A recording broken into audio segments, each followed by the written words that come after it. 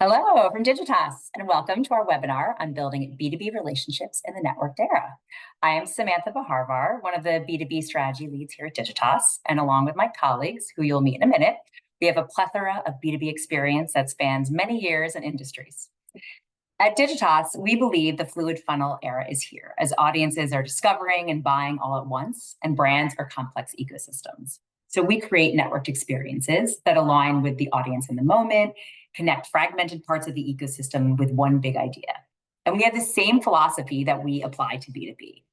So today, we're going to take you through this on how to approach the right audience with data and AI, how to connect across the buying journey, how to tell breakthrough stories in B2B, and ultimately, how to build trust. So first, let my colleagues introduce themselves. Hey, I'm Latif. I've got about almost 20 years of experience on the client side and agency side, supporting the B2B COE here at Digtias. Looking forward to sharing some time with you all.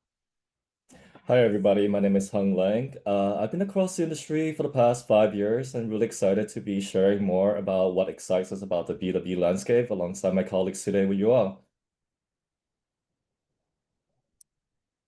Amazing. Thank you. So let's start with a reality check. The line between B2B and B2C has completely blurred. Today, B2B buyers expect the same seamless, personalized, and digital-first experiences they get when they're shopping for shoes online or researching a car. This shift is being driven by a new generation of decision makers, millennials and Gen Z, who, as we know, have grown up in digital. They're not just comfortable with new technology, they expect it to make their buying journey frictionless. So if our buyers are thinking and behaving more like consumers every day, what does this mean for how we show up in the B2B world? 80% of all B2B sales interactions are now happening in digital channels, and 84% of buyers rely on peer review sites. The research, the shortlists, even the preferences are being formed before a sales rep ever gets involved. This means that this journey is self-driven. And it's not just about convenience. AI tools, comparison engines, peer review sites are now table stakes. Buyers are starting their journey before we even know they're there. So if you're not showing up early, you are already behind. I've visited vendor sites where I find exactly what I need in 2 clicks, and other times where I give up frustrated. I'm sure you've all shared this. So, ask yourself, if someone Googled your business today, would they find a frictionless solution? Are they on the right path? Or would they meet a dead end? Buyers have already completed 80% of their journey before they ever even talk to a sales rep. It's as very different times have changed from where we were, even 10 years ago.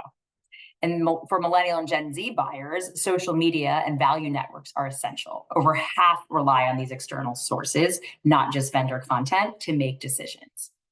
This is proof that one-size B2B marketing is over. You need to ensure that you have personalization, relevance, and you're present in the right channels. These are all the new currency. So one thing to think about is, what's one place you're going to show up this year that your competitors are not even thinking about? There is always some new untapped territory to find. And today we're going to share with you some areas of how to untap these new areas.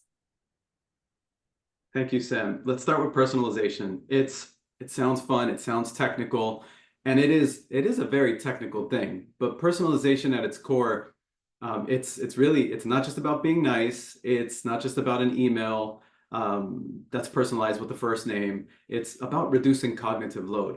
If you think about us as marketers, as communicators, we want to get across our message in a sea of noise as fast as possible. And in order to break through, what people are looking for and now expecting is that the material we have on our websites, on any digital properties, and any engagement, including events, feels like it was bespoke. That's impossible, right? But personalization makes it a lot more possible. And I like to think of our friends in sales for most of the stuff we do, particularly here when we're talking about business-to-business transactions and acquisitions. Because in sales, when a salesperson is prepared, they come to a sales meeting with the customer, they know that there are specific compliance restrictions or regulations that the client has to deal with.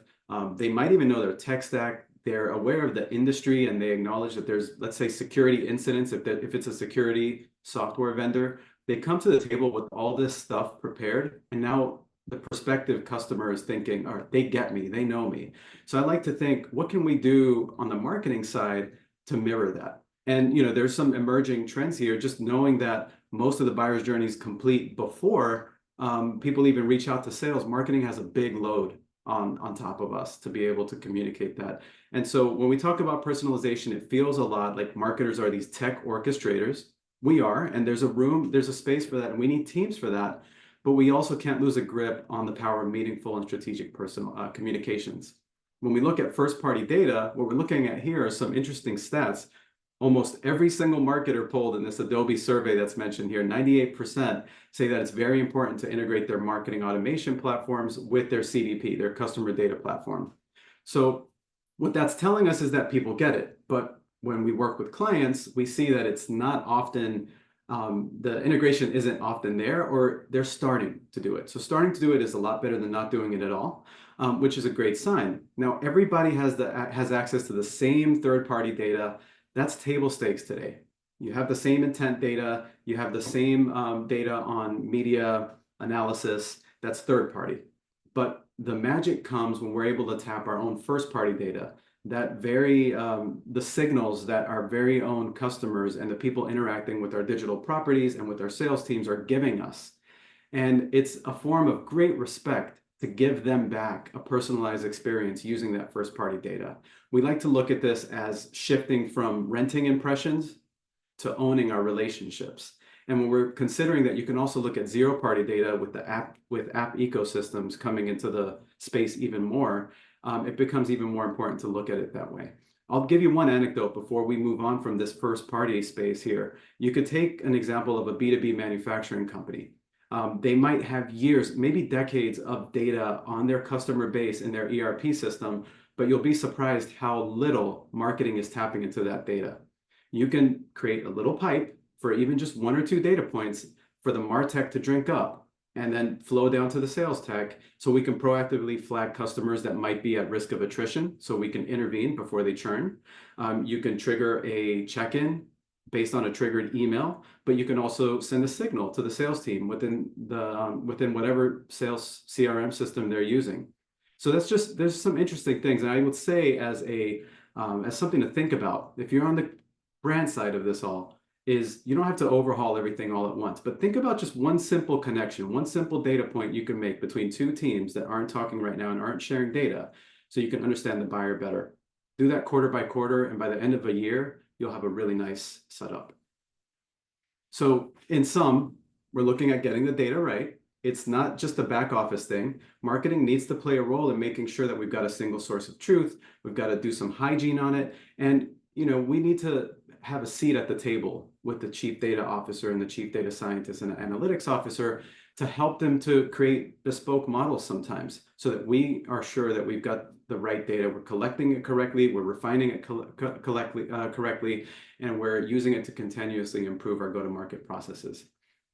One example we saw, and there's so many cool case studies online that you can find, is with Zoom. So there was a time when Zoom was known entirely just for meetings, but they were shifting over to being more of an enterprise communications platform that does more than just your Zoom meeting that we all got familiar with during the pandemic. They created this single source dashboard that consumed internal analytics. It consumed Gartner Peer Insights for peer reviews about different types of tech platforms. It looked at social sentiment analysis. It looked at product reviews. It even drunk data in from the CRM platform in order to develop a single dashboard that the business could use to find out how to better tune their customer journeys, how to better tune the way that marketing went to the market with sales to fish for new leads. And it's led to some great success for them. The case study refers to this as a living document. It's actually a dashboard, so it's not stuck in a PowerPoint deck. That's just a very interesting and cool way of deploying this. Now, artificial intelligence, we can't have a conversation about marketing without talking about it. And I also like to demystify AI. AI has already been carried forward by most marketing teams. They're starting things, they're piloting. The stats you see here, 60% of marketers are already piloting or scaling AI into their current workflows. 77% of marketers are saying AI is already showing up as effective at personalizing their content, according to a HubSpot report. We can find a lot of these types of data points because it's helping us to achieve loads of efficiency and effectiveness. But it's not something that we need to use as a crutch for producing more slog or more busy work. It's actually something you can use to get rid of the busy work so that we can do things on the back end in an automated fashion, in a smart fashion, so us humans can get back to doing really higher order thinking and adding value to the mix, which is where we can really play a big role in powerful, meaningful, personalized communications across the journey. Just two little use cases that I love to point out of this list you see here. I mean, you can look at ABM 2.0, where you're taking account-based marketing and setting up scenarios on the fly using synthetic audiences on the back end, creating ICP profiles. But you can also use it to develop automated audiences, build out new audiences, new ICPs. You're not just targeting job titles. You can identify clusters of buyers based on real intent signals. You can drink that third-party data, but also your first-party data into this large capability that is offered by LLMs and AI interfaces today. So you got the right data, you got a sense of how to make the best use of it, and propelling it via AI to create the most intelligent marketing programs. Now let's talk about who can actually resonate those programs with, the buyers group or the buying committees at your respective companies. And these buyers group have changed and expanded more than ever before. On average now, you're seeing as high as up to 11 people that are involved in making a buying decisions. And it takes almost nearly 1 year. And that is the average buying cycle length for buyers to actually complete the buying cycle. And they don't even actually talk to the sellers until as late as 8.5 months. And so while we're thinking about B2B buyers, we're not just thinking of them as just a lead. They really represent many people to convince. And because of that, we really need to learn to build trust within the entire buying group as this core group of influencers, decision makers in this committee, because as a lead, that will be too narrow. And as an entire account, that is too broad an approach. But however, looking at those people, the motivations, their mindset, and what makes them bring together, what get them excited is just the right way to approach this buyers group of today's B2B landscape. Now, how do you actually break through the circle of influence in order to talk to them and reach them effectively? We start with ABM. Traditionally, right, ABM is really the most sought after way for your buyers group to reach them from an acquisition perspective. But really now ABM, the way we see it is that it has really democratized across the entire enterprise. ABM has essentially gone full funnel to customer success, customer service, retention, and upsell. So it's not unsurprising when the value of ROI and customer relationship are vastly improved when you're utilizing ABM and going full funnel with it. As high as 81% of marketers say that ABM deliver a higher ROI compared to other marketing initiatives, and 80% actually saw improvement in customer relationship when you take it the full funnel into more customer-related programs.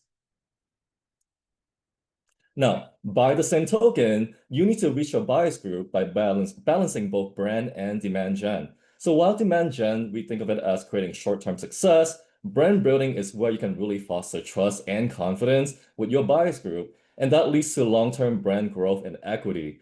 By balancing both, that's a really great way, an effective one, to create a loyal customer base, those who are more likely to make repeat purchases and recommend your brand to their networks, both contributing positively to our overall marketing ROI. As shown here by the stats below, only 4% of brands out there actually align the brand and demand efforts, but when you actually balancing them both, this leads to a 6 times higher conversion rate than just demand gen alone.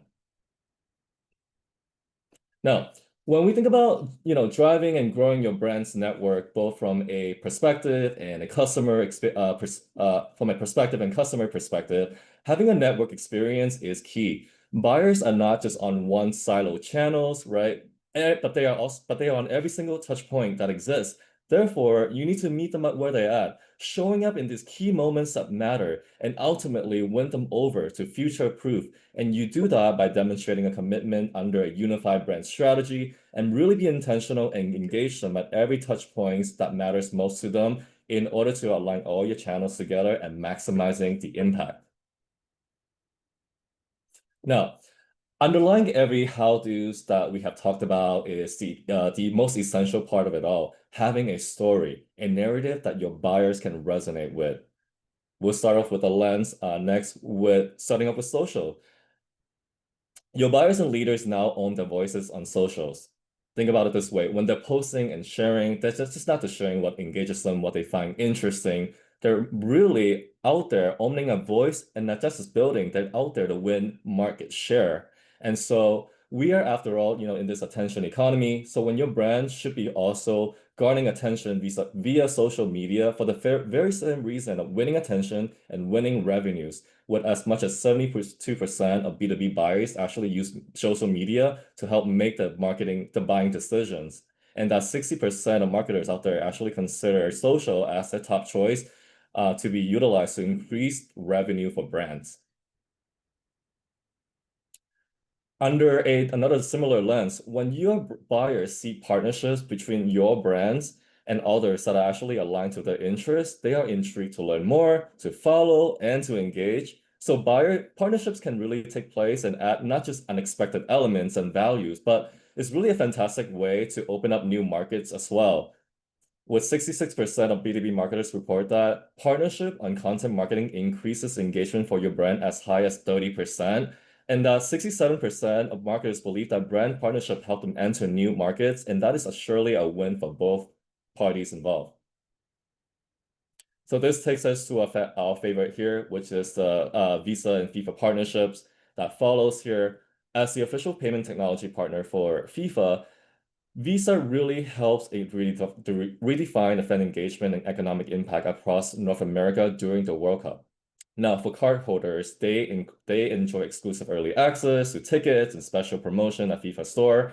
And for Visa, B2B local businesses and communities get access to trends and Visa expertise to make the most out of these economic opportunities.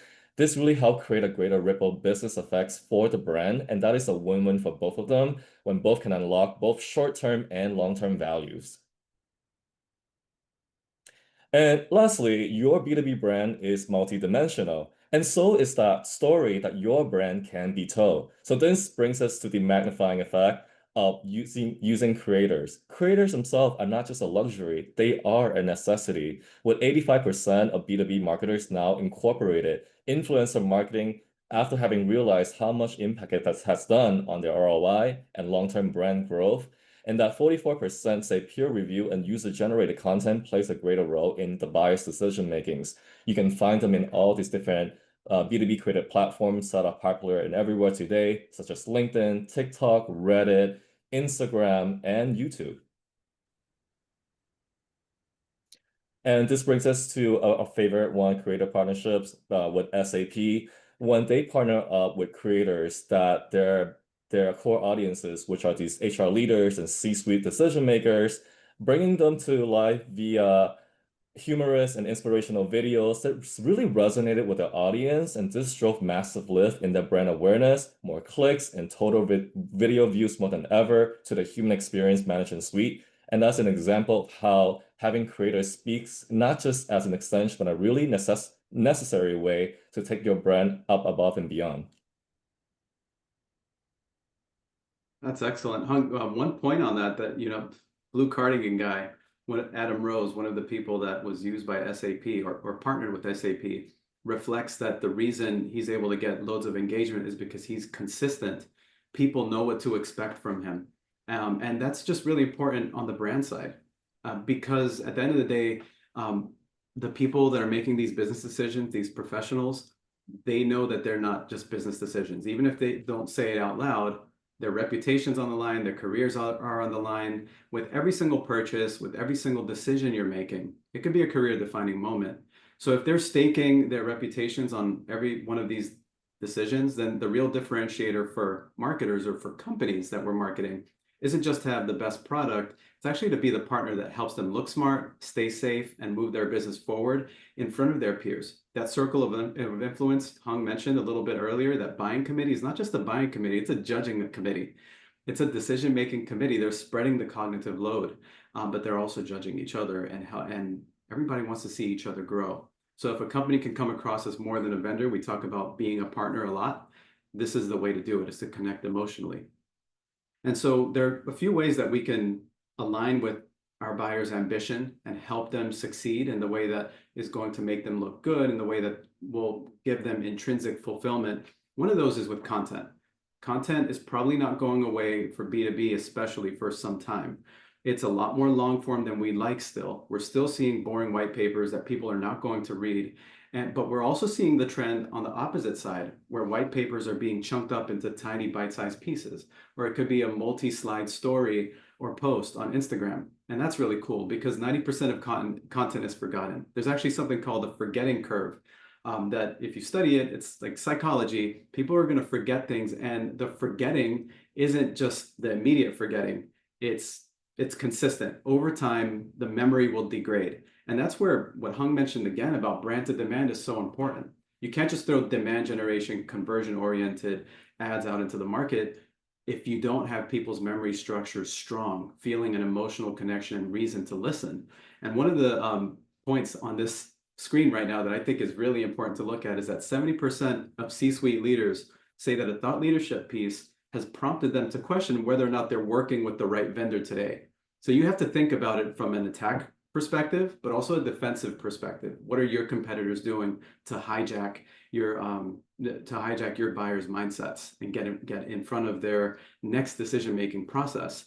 The other thing to look at here is that only 15% of these decision makers we're reaching think that thought leadership is a very good or excellent quality. They might find it at good, but not excellent. And that excellence is what we need to put some pressure on. And that's where personalization, that's where AI could help us get so much further in developing interesting content that breaks through. So we're not out shouting, but we're actually helping buyers envision a smarter, safer path forward and not just putting more noise into the market. I'll share that we've recently worked with a SaaS provider. Their product is frankly complex to get. There's a lot, and it could be intimidating to first-time buyers and maybe buyers of competing platforms. So we helped them to create a buyer's playbook, a step-by-step guide that they could put out into the market, not a white paper that talks about product features. And this has achieved so much success and effectiveness. The salespeople themselves call this their secret weapon. Unintended audience, but they're using it because it's so helpful. And that's really how marketing can look a lot more like a growth center than a cost center, is stretching across all of these different functions in the business. So, one thing that I would prompt you in the audience to think about is what's one piece of content you could create that doesn't just explain the product, but helps your buyer to build an internal case. We're seeing some interesting stuff like value calculators, total cost of ownership calculators on board online. And then there's lots of other one-pagers you could do that they could bring in as proof to their next meeting when they're trying to sell this into their committee. The other factor here about helping the buyer and really helping them to believe in you and to believe in a vision is about trust. It's this one thing you can't gamify. It's truly an emotional construct. 90% of buyers are going to end up buying from one of the vendors that was on their day one list when they start their buying journey. You could have 2 or 3 or 1 or maybe 4 on that list. If you're not on that list, just imagine throwing ad spend on conversion ads at the end of this buyer's journey. You're not doing anything, you're throwing it into the void. And I think that's the reactive nature of why ABM has come into the space, because you can target specifically those who are highest propensity, highest intent to punch through. But again, trust is so fundamental even for those audiences, and it gets incrementally more important as you go higher up in average contract value. It's a 360 trust thing, like the whole environment that Hung brought up when he was talking about the circle of influence. It's here again. You're looking at social proof as a trust accelerator. Bring in influencers, not just online creators, but the people in your organization and at events you go to and third-party analysts. Your buying committee's also having conversations. So when things are brought to the buying committee, they're not as tuned out as you might think. And by the way, they've got an AI agent that can help them sift through the BS really quick and say, is this BS? And they'll find it right away. So, trust isn't just a campaign, it's the sum of 1,000 signals. I think I can give you another quip. It's like a bank account. If you don't keep making deposits, it just takes one big withdrawal for your trust to degrade. So you've got to keep that pulse going throughout years. Finally, the biggest, most valuable thing I'm loving today is just storytelling. And we're seeing more and more B2B companies do this. Take a page from B2C, do it, invest some time in it, spend some of your funds to it. It'll pay in dividends, because what it's doing is building trust in the marketplace. And when you consider that 95% of purchase decisions are being made subconsciously, then you can think about now just everything we've talked about in this presentation. It's all about seeding trust, seeding belief, clarifying purpose. One really cool case study that I'd love to share here is with HPE. Like most B2B tech giants, they lead with messaging that's focused on products and features, and it makes sense because they've got lots of products in their portfolio and solutions that are quite complex. But it's a crowded space. It can look like a sea of sameness. This year, HPE rolled out this Unlock Ambition brand platform. Really awesome, very inspiring. It goes from just talking about the what, like the features, and talking about the why. And now it's helping people feel like they can truly partner with HPE to help them unlock amazing, unlock ambition, unlock whatever it is they're trying to do with this partner at their side. And that's memorable storytelling that builds mental connections. And they truly support brand to demand marketing.